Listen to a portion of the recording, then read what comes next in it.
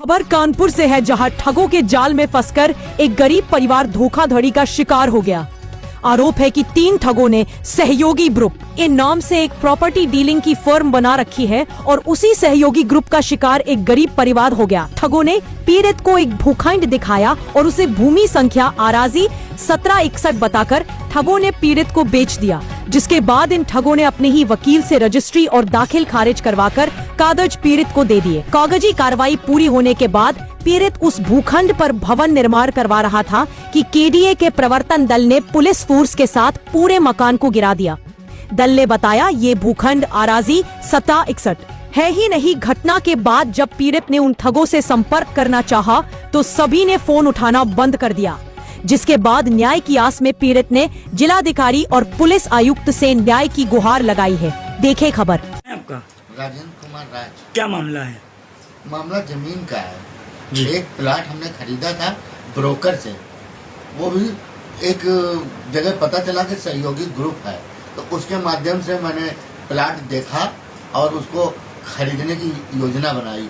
और उस ब्रोकर में पंडित अनिल दीक्षित के बेटे उदित दीक्षित जो इन्वॉल्व थे, उन्होंने और उनके एक साथी थे धर्मेंद्र वर्मा जी, वो लोगों ने मिलकर मेरे साथ ऐसा षड्यंत्र रचा कि मेरे को फंसा दिया कि आपका लोन भी हो जाएगा, सब हो जाएगा, आप प्लाट ले लो और जल्दी करके जल्दबाजी करके अपना वकील कराया और वकील से रजिस्ट्री करवाई और सारे पैसे हमसे मांगते रहे। हमने कहा कि नहीं, जमीन कैसी है, और उन्होंने जमीन कहीं हम वकील से दिखवा चुके हैं और जमीन नंबर 1 की है। तो क्या हुआ है उस मकान में? वो ध्वस्तीकरण हो गया है।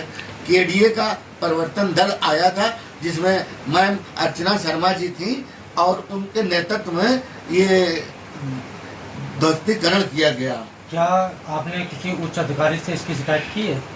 जी, मैंने प्रार्थना पत्र भेजा, क्योंकि मैं हार्ट पेशेंट हूँ, पत्नी शुगर की मरीज है और बेटा जॉब करता था, तो इसलिए कुछ कर ना सका आगे।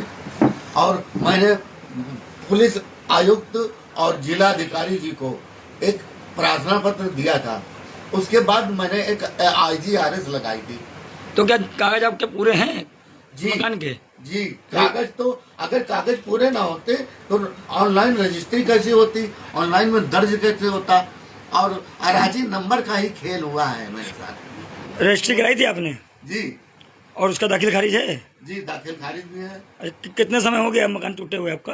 ये 5 मार्च 2025। शासन प्रशासन से क्या कार्रवाई चाहते हैं आप?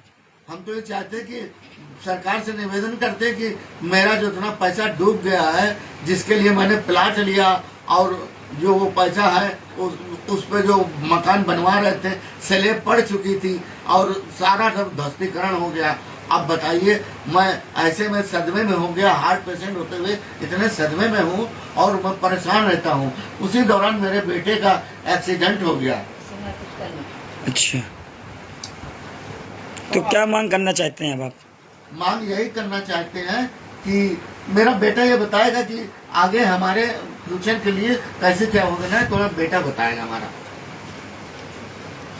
क्या नाम है आपका? अंकित राज। क्या कैसे टूटा है मकान आपका, क्या हो गया था? केडीए का परिवर्तन दल आया था यहाँ तक, वो फिर आए हैं तो उन्होंने आके ध्वस्तीकरण कर दिया। कागज पूरे थे आपके मकान के? कागज पूरे थे। अब आप क्या कार्रवाई चाहते हैं? हम ये कार्रवाई चाहते हैं, या तो हमको जमीन दिला दी जाए उसी जगह, मतलब उसी पे वहीं पर अगल बगल में कहीं, या तो हमारा पैसा पूरा वापस कर दिया जाए, जितना मतलब जमीन लेने में लगा है और बाकी जो लोन पास हुआ वो सब बनवाने में जितना पैसा खर्च हुआ। लोन कहाँ से हुआ था आपका? लोन पापा ने पर्सनल लोन भी लिया हुआ था और उसके बाद फिर LIC बनवाने के लिए LIC से लिया हुआ था होम लोन।